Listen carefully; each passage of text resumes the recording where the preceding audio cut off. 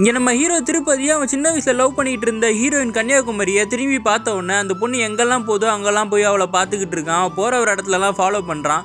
அந்த பொண்ணு வேலை செய்கிற இடத்துக்கே கூட அவளை போய் பார்த்து சைட் அடிச்சுட்டு வரான். ஒரு நாள் இந்த பொண்ணு ஹீரோட ஃப்ரெண்டு ஆட்டோவில் வந்துட்டு இருக்கும்போது அவன் ஃப்ரெண்டுக்கு ஃபோன் பண்ணுறான். அந்த பையன் தெரியாமல் ஸ்பீக்கரில் போட்ட உடனே அவன் சொல்கிறான், அவளுக்கு எவ்வளோ திமிர் இருக்குண்டா, நான் பார்க்குறதே கண்டுக்க மாட்டேங்கிறா, இந்த ஊர்லேயே அவள் தான் அழகின்னு நினச்சிக்கிட்டு இருக்காளா, நான் மட்டும் பார்க்கலாம் அவளை யாருமே கண்டுக்க மாட்டாங்களான்னு சொன்ன உடனே அவன் செம்ம டென்ஷன் ஆகி ஒரு நாள் இவனை நேரில் பார்த்துடுறா. கன்னியாகுமரி கேட்குறா, நான் என்ன திமிர் பிடிச்சவளா, உன் பின்னாடியே நான் என்ன சுத்தணுமா அப்படின்னு கேட்கும்போது, சேச்சா நீ எவ்வளோ அழகாக இருக்கனால உன்னை அப்படி சொல்லுவேனான்னு உடனே அவன் டக்குன்னு ஃபேஸ் மாறிடுது. நீ ஏன்டா இப்படி என்னை பற்றி பேசிகிட்டு இருக்கேன்னும் போது இவன் டக்குன்னு ஐ லவ் யூன்னு சொல்லி விட்டுறான். இந்த பொண்ணு எதுவுமே பேசாமல் அங்கேருந்து வந்துடுறா. கூட இருக்க ஃப்ரெண்டு கேட்குறா, ஏன்டி எதுவும் பேசாமல் வரேன்னும் போது, இது வரைக்கும் என்கிட்ட யாருமே ஐ லவ் யூன்னு சொல்லதில்லை தெரியுமா, இவன் தான் ஃபஸ்ட் டைம் சொல்கிறான்னு சொல்லிட்டு சிரிச்சுக்கிட்டே வரா. ஹீரோவும் கன்னியாகுமரிக்கு ஃபோன் பண்ணி ஐ லவ் யூ சொல்கிறேன் ஏன் ரிப்ளே பண்ணலன்னும் போது, உனக்கு எனக்கு செட் ஆகாதுரா, உன் லைஃப் வேறு என் லைஃப் வேறேன்னு சொல்கிறா. அப்போ 2 பேரும் டேட்டிங் போகலாம், ஒரு நாள் ஃபுல்லாக வெளியே சுற்றி மனசை புரிஞ்சிக்கலான்னும் போது, நீ ஏன்டா என் பின்னாடியே பைத்தியமாக சுற்றுறேன்னு இவன் கேட்குறா. அதுக்கு அவன் சொல்கிறான், இல்லை சின்ன வயசுலேயே எங்கள் அம்மா இறந்துட்டாங்க, எங்கள் அம்மா உன்ன மாதிரி தான், யாரை பார்த்தாலும் திட்டுவாங்க மறப்பாங்க, ஆனால் தங்கமான ஆள் அப்படின்னு ஒன்று.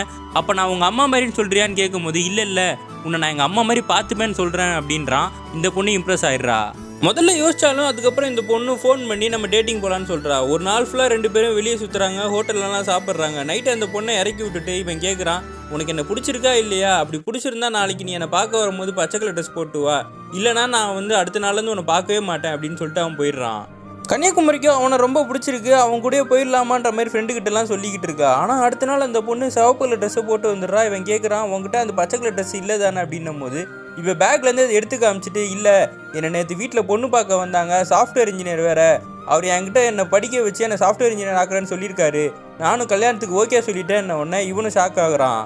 அப்போ நீ என்னை லவ்வே பண்ணலையான்னு இந்த பையன் கேட்குறான். அந்த பொண்ணு சொல்கிறா, நீ ஒரு வேலைக்கு போயிருந்தேன்னா நான் கண்டிப்பாக இன்றைக்கி பச்சை கலர் ட்ரெஸ்ஸை போட்டு வந்திருப்பேன், நீ என்னை மறந்துடு, இதுக்கப்புறம் என் பின்னாடி சுற்றாத, நான் கல்யாணம் ஃபிக்ஸ் ஆகிடுச்சு நான் போகிறேன்னு சொல்லிட்டு அங்கேருந்து போயிடுறா. இவனும் பாவம் கண் கலங்கி அங்கே நிற்கிறான்.